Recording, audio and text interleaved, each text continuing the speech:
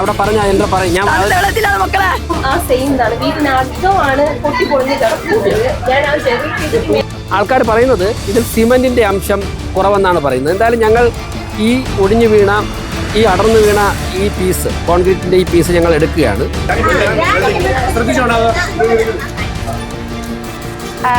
ആർക്ക് വാസയോഗ്യമല്ലാത്ത രീതിയിൽ ഏത് സമയത്ത് വേണോ തകർന്ന് വീഴാവുന്ന രീതിയിലാണ് ഇപ്പോൾ ഫ്ലാറ്റുകൾ നിലവിലുള്ളത്.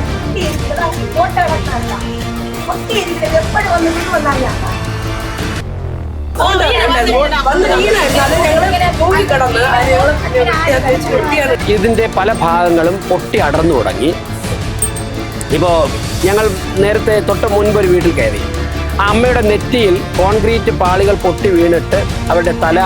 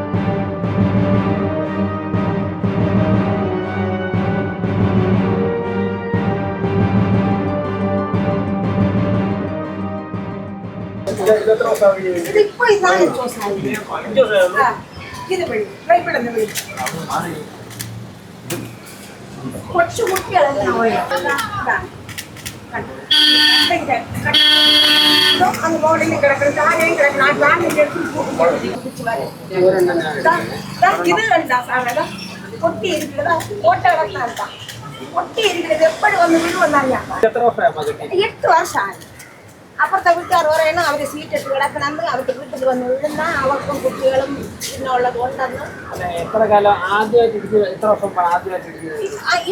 ഒരു 3-4 വർഷം ആവും.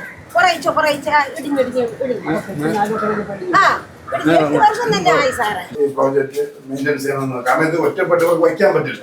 സാധാരണ എനിക്ക് ഒരു വീടാണെങ്കിൽ അവർക്ക് വയ്ക്കാൻ പറ്റും. ഇത് ഈ 4 നിലയിലും 3 നിലയിലും അവരെ കൊണ്ട് തോന്നാൻ പറ്റില്ല.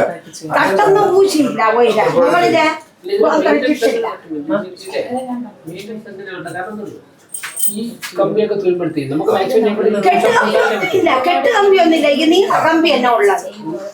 കെട്ട് കമ്പിയൊന്നും ഇല്ല. ഈ നീള കമ്പിയാണ്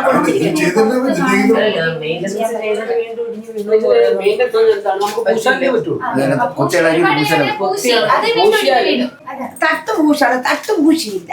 അമ്മ തട്ട് പൂശിയാലും അകത്തുനിന്ന് വെള്ളം വരുമ്പോഴേ പൊളിഞ്ഞളവൂല.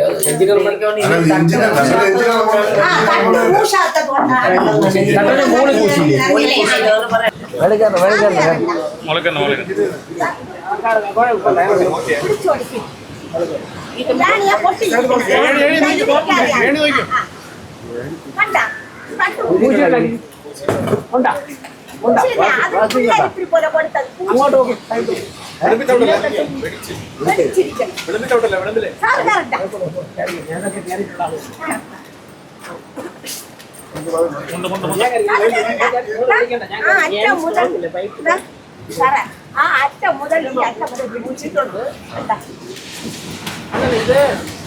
അവർ പണിയതൊക്കെ പൂശിയാണ്. അത് ചേട്ടൻ നിങ്ങൾ ചെയ്തത്? നമ്മൾ ചെയ്തത്. നമ്മളെ പിള്ളേരെ കൊണ്ട് അവർ ചെയ്തില്ല.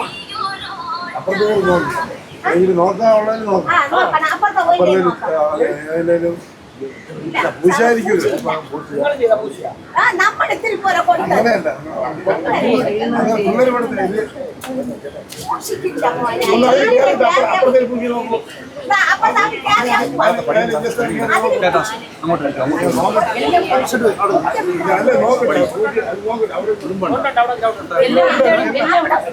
ചെയ്തിട്ട പോലെ ഞാൻ ആദ്യം കയറി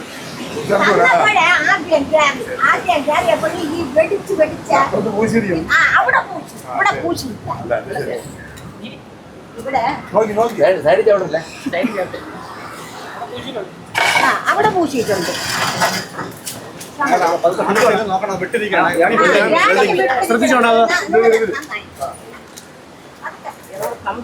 കമ്പി വെട്ടിക്കാൻ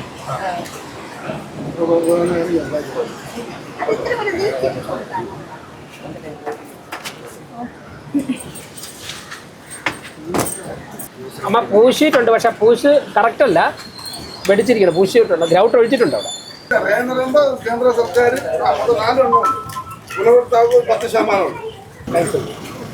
ആ അപ്പോൾ രാവിലെ മുടിയൊക്കെ കോതി ഇരിക്കുക. ഇതിന്റെ പേര് മുഹമ്മദ്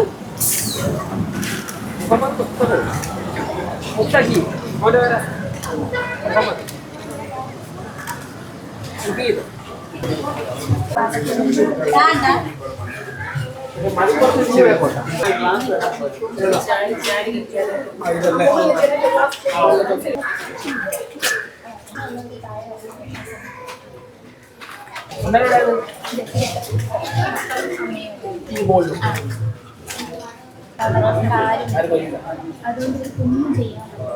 നോക്കാം.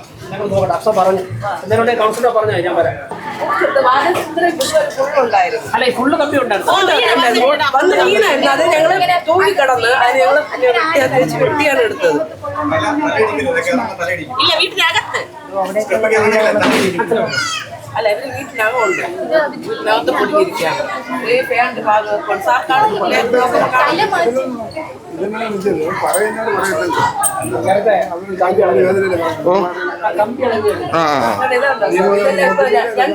എല്ലാം വീണത്. ഇപ്പൊ കഴിഞ്ഞ ഒരു ചെറിയൊരു മഴയും കാറ്റും വീശപ്പോഴാണ് അതൊക്കെ ഇളകി വീണത്.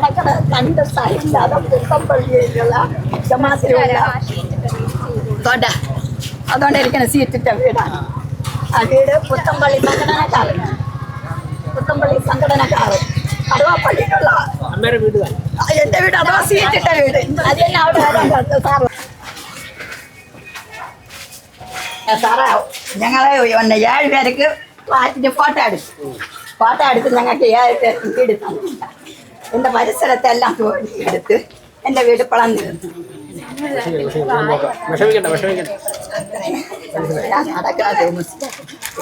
ആള് ജമാഅത്തില് പല ആൾക്കാർ കാണണല്ലേ.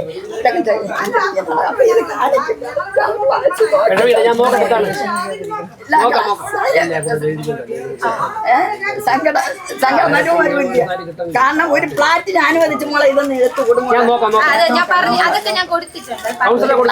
ഒരു ഫ്ലാറ്റിന് അനുവദിച്ചിട്ട് ഫ്ലാറ്റ് തന്നില്ല 2024. കമ്പി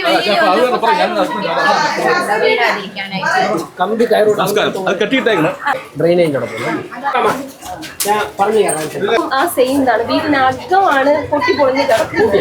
ഞാൻ ആ ചെറിയ രീതിക്ക് മെയിൻ്റെനൻസ് അല്ല താമസിക്കാൻ കുറച്ച് ഇതാണ്. വെള്ളമൊക്കെ കയറും. നല്ല മഴയൊക്കെ വരുമ്പോൾ ഭയങ്കര രീതിയിൽ വെള്ളം. ഞാൻ ചെറിയ രീതിയിൽ പണിയൊക്കെ ചെയ്യും.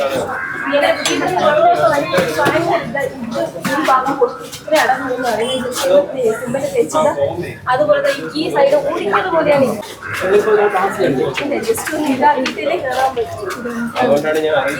അതുപോലെയാണ് അകത്തുനിന്ന് നല്ല രീതിയിൽ. പിന്നെ റൂമിനകത്തുനിന്ന് നോമ്പ് കുടിക്കാൻ വഴിയില്ലെന്ന്. നോമ്പ് കുടിക്കാൻ തണുത്ത വെള്ളത്തിൽ ഈ മക്കളടുത്ത് ചോദിച്ചോക്കി. ഇപ്പൊ തണുത്ത വെള്ളത്തിലാണ് തണുത്ത വെള്ളത്തിലാണ് മക്കളെ.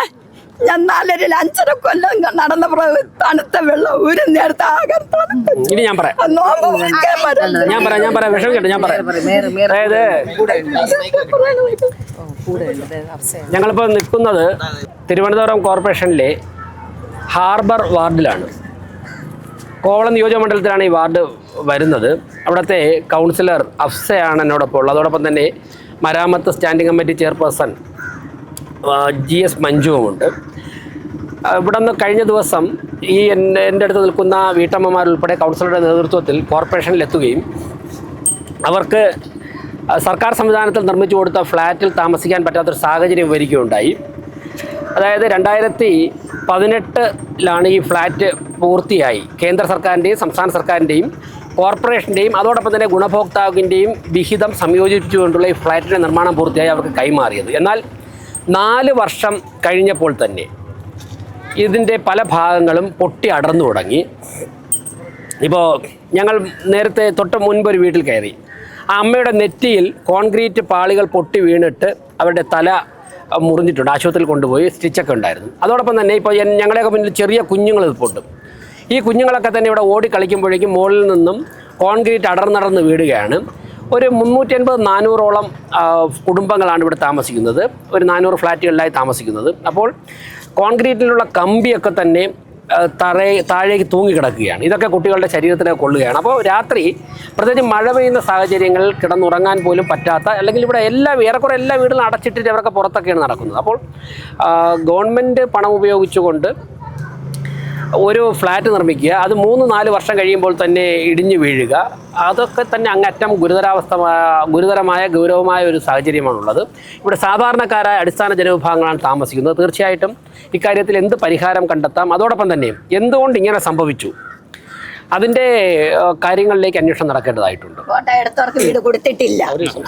4 വർഷം ഫ്ലാറ്റ് നിർമ്മാണം കഴിഞ്ഞ് 4 വർഷം കഴിഞ്ഞപ്പോൾ തന്നെ അത് ഇടിഞ്ഞു വീഴുന്ന ഒരു സാഹചര്യം ഉണ്ടാകുമ്പോഴേക്കും അത് നിർമ്മാണത്തിൽ എന്തെങ്കിലും പാകപ്പിഴ ഉണ്ടായിട്ടുണ്ടോ, സാധാരണക്കാരായ ജനങ്ങളെ കബളിപ്പിച്ചുകൊണ്ട് ഗവൺമെൻറ് പണം തട്ടിയെടുത്തിട്ടുണ്ടോ ആരെങ്കിലും, മതിയായ കോൺക്രീറ്റ് ചെയ്യുമ്പോഴൊക്കെ തന്നെ മതിയായ മാനദണ്ഡങ്ങൾ പാലിച്ചിട്ടുണ്ടോ എന്നൊക്കെ തന്നെ അന്വേഷിക്കേണ്ടതായിട്ടുണ്ട്.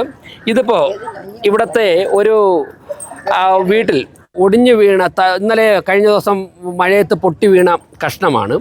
4 വർഷം മാത്രം കാലാവധിയുള്ള കോൺക്രീറ്റിൻ്റെ കമ്പികൾ തുരുമ്പെടുത്തിരിക്കുകയാണ്. ആൾക്കാർ പറയുന്നത് ഇതിൽ സിമൻറ്റിൻ്റെ അംശം കുറവെന്നാണ് പറയുന്നത്. എന്തായാലും ഞങ്ങൾ ഈ ഒടിഞ്ഞു വീണ, ഈ അടർന്നു വീണ ഈ പീസ്, കോൺക്രീറ്റിൻ്റെ ഈ പീസ് ഞങ്ങൾ എടുക്കുകയാണ്. അവർ ഞങ്ങൾക്ക് കൈമാറിയതാണ്. ഇതുപോലെ ഏറെക്കുറെ എല്ലാ ഫ്ലാറ്റുകളിലും ചെറുതും വലുതുമായുള്ള പീസുകൾ ഉണ്ട്. അപ്പോൾ തീർച്ചയായിട്ടും ഇത് വളരെ ഗൗരവമാണ്, ഗുരുതരമാണ്, സാധാരണക്കാരായ ജനങ്ങളുടെ പ്രശ്നമാണ്. കാര്യമായ അന്വേഷണം നടക്കണം. അതോടൊപ്പം തന്നെ ഇവർക്ക് ഈ പ്രശ്നം പരിഹരിക്കുവാനുള്ള ഇടപെടലുകൾ ഉണ്ടാവണം. ഇത് വാങ്ങിയിട്ടുണ്ട്. ആ ഫയലുകൾ ഞങ്ങൾ പരിശോധിച്ചാൽ മാത്രമേ എത്ര തുകയായി, എന്താണ് കോൺക്രീറ്റിൻ്റെ വ്യവസ്ഥകൾ എന്ന് അറിയാൻ സാധിക്കുകയുള്ളൂ. വരും ദിവസങ്ങളിൽ പരിശോധിക്കും. രാജീവ് ആവാസ് യോജന ഇല്ലാണ്, RA പദ്ധതിയിലാണ് ഇത് നിർമ്മിച്ചു കൊടുത്തിട്ടുള്ളത്. അതിൻ്റെ ബാക്കി കൂടുതൽ കാര്യങ്ങൾ ഫയൽ പരിശോധിച്ചിട്ട് പറയാം. നമ്മൾ നിൽക്കുന്നത് തിരുവനന്തപുരം കോർപ്പറേഷൻ ഹാർബർ വാർഡിലാണ്. ഇന്ന് നമ്മുടെ മേയർ ഹാർബർ വാർഡ് സന്ദർശിക്കാനായിട്ട് വന്നിട്ടുണ്ടായിരുന്നു. കഴിഞ്ഞ ശനിയാഴ്ച ഒരു 4 മണി സമയത്ത് വാർഡിലെ കുറച്ച് ജനങ്ങളുമായി ഒരു പരാതി എഴുതി നമ്മൾ മേയറിനെ കാണാൻ പോയിട്ടുണ്ടായിരുന്നു.